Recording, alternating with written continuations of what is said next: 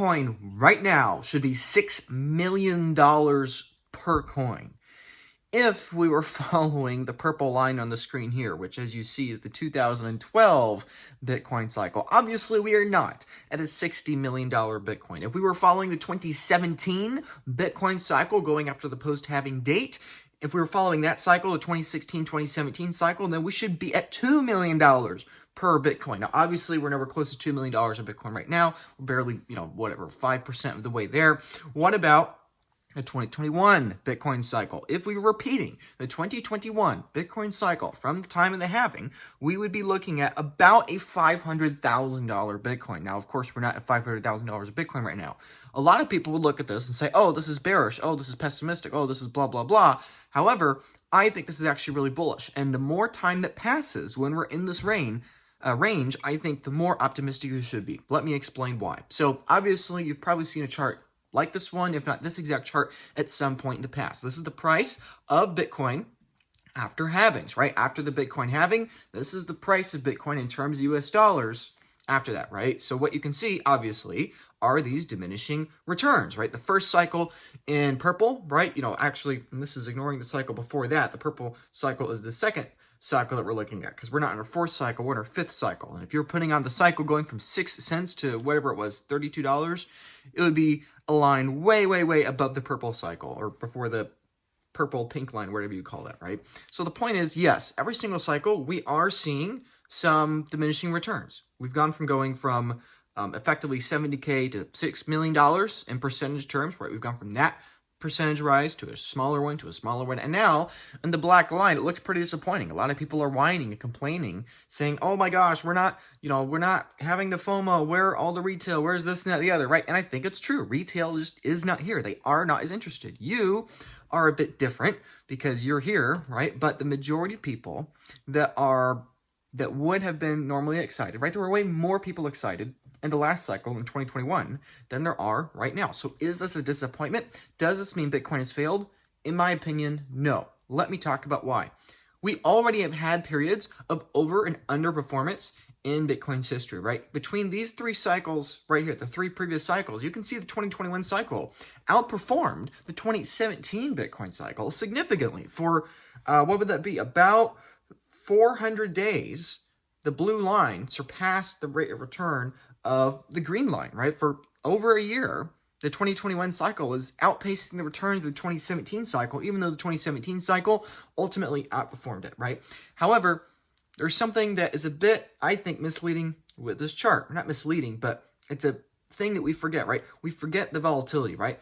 Not everyone was selling Bitcoin, or excuse me, even if you wanted to sell your Bitcoin at $20,000 a coin in the late 2017 cycle, like most people didn't, right? Like much more likely you were looking at something in the $8,000 to $12,000 range, right? Because it was a very short period of time that it was that high, right? Or look at the 2017 cycle. It was very briefly that it had those very high peaks in the $1,000 or whatever it was, $1,100 range, right? And the first peak of that 2012 cycle, it was even more dramatic, right? However, what's different this time is that we're having much more well-rounded tops and well-rounded bottoms, right? In the 2021 cycle, we barely spent 6 weeks above $60,000. Now, we have been over 100 grand for basically a year, right? That's the kind of perspective you should have, right? I do not think this is a cycle top for Bitcoin at all, because all the other previous tops, we were at those tops for very brief periods of time. We were up at the top levels for weeks, if in some cases days, if you want to look at the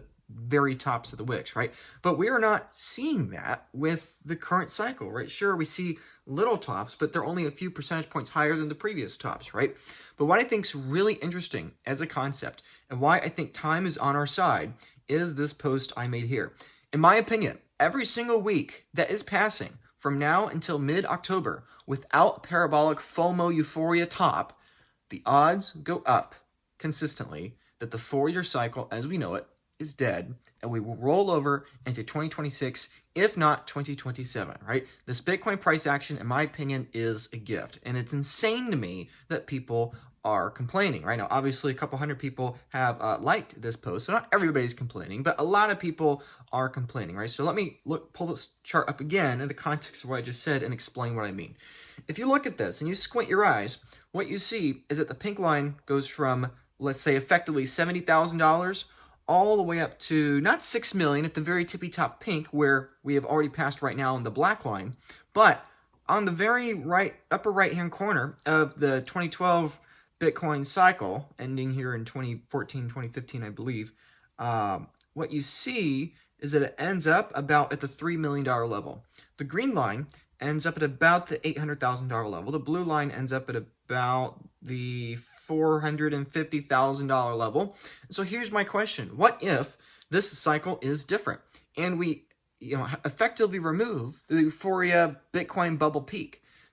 Again, this is an if-then statement. This is an evolving discussion, right? I'm not here saying this is what's going to happen because I know what's going on because I have a crystal ball that's orange and can predict the future of Bitcoin price. I don't trade. I'm not encouraging you to trade, but I think it's important to understand the macro trends of what's happening here. And I think it's very likely because every single week that goes by, the odds of a Bitcoin FOMO euphoria peak at the period we would expect to end the typical full-year cycle, every week that goes by, the timeline for that to happen within the expected range shrinks.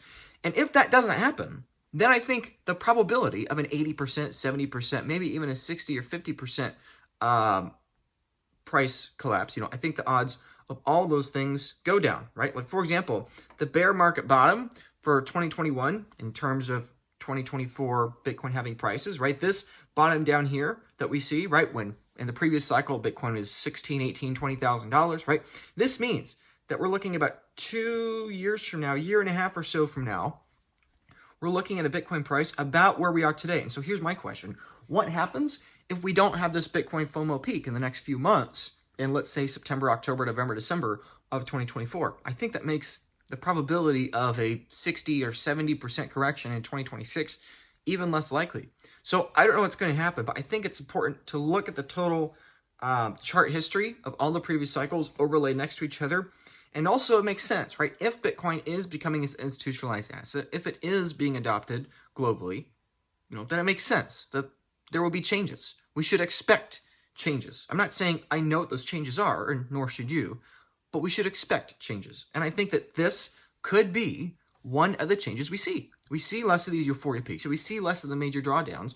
But in irony, that is actually probably better, right? If instead this black line just continues up to the right and it ends, right? Let's say we're at day 450. At the end of this chart is at day 1450. So let's say 3 years from today, Bitcoin is roughly $350,000, right? Slightly below this blue line. I think that'd be a major win. If Bitcoin just chops up and down consistently and basically triples, but from now over the next 3 years, I think that is a major win for Bitcoin. And it's a signal that we're just going to continue up.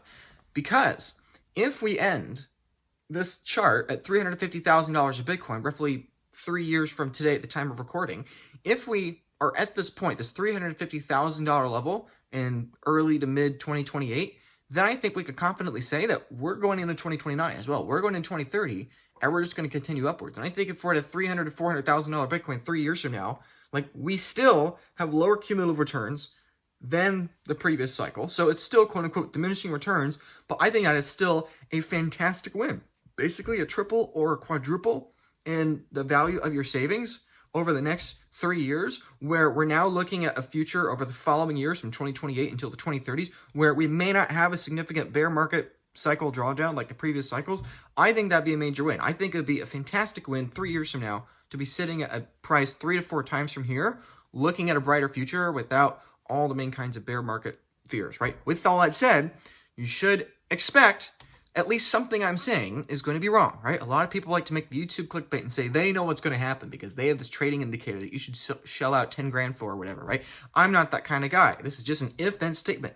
If we continue over the next few weeks and months without having a FOMO bubble like one would expect if we were following the previous cycles, then we can expect that everything we can look at with this whole 4-cycle idea, then we can expect everything is moot. A lot of people would say it already is moot and have been saying that for a while because so much has changed in the fundamentals of the markets with the kinds of buyers we're seeing and the kinds of sellers we're seeing. A lot of people have made that argument in the past, and clearly so far they have been right. However, the price is being revealed to us hour by hour, day by day, week by week, and every week that goes by, they're being vindicated more and more and more. If we were having this conversation 6 months ago, I think it would have been more likely to say, yeah, we'd probably still have some sort of FOMO peak. Right now, it doesn't look very likely to me, at least in this way we've seen it before, right? Maybe it happens, but it's not happening at the time that everybody was expecting it to. So anyway, that's all I really wanted to say with this video. Nothing too deep, nothing too complicated, but my point is you've lessened caught with the future in the past. We don't know what changes are going to happen. We don't know how they're going to change, but we should expect change. And I think that as time unfolds, this is on our side, and it's showing that maybe even if the quote-unquote upside diminishes, because the upside euphoria peaks are diminishing, therefore the downside's diminishing, and real returns year over year might remain relatively consistent to previous years, right? And for me, I would rather have a consistent 20% and 20 or if we're gonna have an X percentage growth year over year, I'd rather have that number be consistent than unpredictable and inconsistent. So I think ultimately this is a major win. If you are somebody that wants to try to maximize your Bitcoin exposure, try to be able to find ways to increase your Bitcoin, find opportunities in Bitcoin, if you have any interest in investing in Bitcoin treasury companies, ones that are publicly listed or ones that are not yet publicly listed, if you have any of those kinds of questions, if you're trying to upgrade your Bitcoin security, if you're trying to get more peace of mind at night, if you're trying to help orange pill your spouse, your parent, or your kid, any of those things, I'm more than happy to help. You're free to book a call with me. One of the most valuable things I can try to offer you. The best thing I can do is to offer you my time and help give one-on-one input on how to help you increase your Bitcoin stacking goal. This is why my average client help them get about 70% more Bitcoin in the first 12 months, basically helping them get way more Bitcoin than Bitcoin's annual return, right? This, I think, is the best return on your time, on your investment. It's not about worrying about what is the Bitcoin 4-year cycle going to do. It's not about timing the cycle. It's about finding ways to increase your Bitcoin stack. You might feel like you're too late to Bitcoin because your fears are quote-unquote diminishing returns, but please, put aside your fears of diminishing returns. The returns are probably not diminishing nearly as much as you think, and even if there are diminishing returns to the upside, there are diminishing collapses to the downside. And most importantly, the more effective thing you can do than worrying about what is Bitcoin's price going to do, which is outside your control, is focus on the things within your control. So maybe I can help you get more Bitcoin, maybe I can't, but there's a reason why the average I'm able to help people with is about 70%. For some people, it's 300%. For other people, it's only 20%. However, if you are consistently increasing your Bitcoin stack via portfolio optimization of, let's say, 5% to 15% a year, every year ongoing in the future, that is going to help you negate any diminishing returns with Bitcoin price itself. So if you enjoyed this video, please like, comment, subscribe, share this video with others. Ultimately, the point and takeaway from this video is that less in common with the future in the past. We don't have a lot of things in common with the future price cycles of Bitcoin, in my opinion. And I think that every week that is passing, the odds of what I'm saying being true